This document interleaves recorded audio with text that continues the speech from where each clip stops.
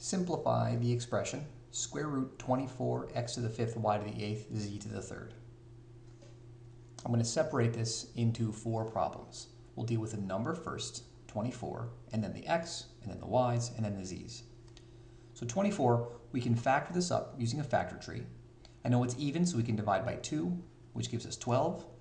12 is 2 times 6. 6 is 2 times 3. So see, we've got 1, 2, 3 2's.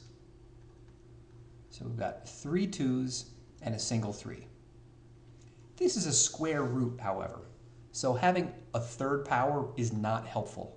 I'm going to rewrite this as 2 squared times another 2 times a 3. This way, when we take the square root, we're going to think of this as these separate square roots put together.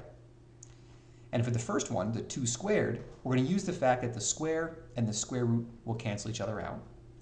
And this leaves us with 2 outside the radical. And the other radicals we can multiply together to give us 2 radical 6. There's the first part of our answer, 2 radical 6. I'm leaving some room here in case anything else can come out of the radical, like x's or y's or z's. So the next thing we'll look at is the x power. So x to the fifth, I can think of this like x to the fourth times a single x. So if we go to take a square root on all this, well, x to the fourth in a square root, when you have a square root, we cut the powers in half. So this first factor we can rewrite as x squared outside the radical. And for the radical x, there's nothing we can do to simplify it, so that x will stay inside the radical. So this means that x squared comes outside, and a single x will stay inside. Let's make this radical a little bigger in case we need it. So next up comes the y's. So y to the eighth inside a square root. This is nice because we can just cut the power in half right away.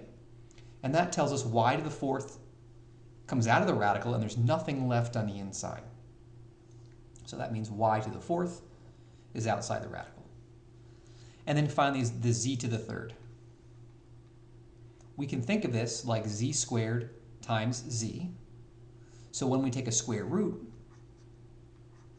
for the first part, the square and the square root cancel.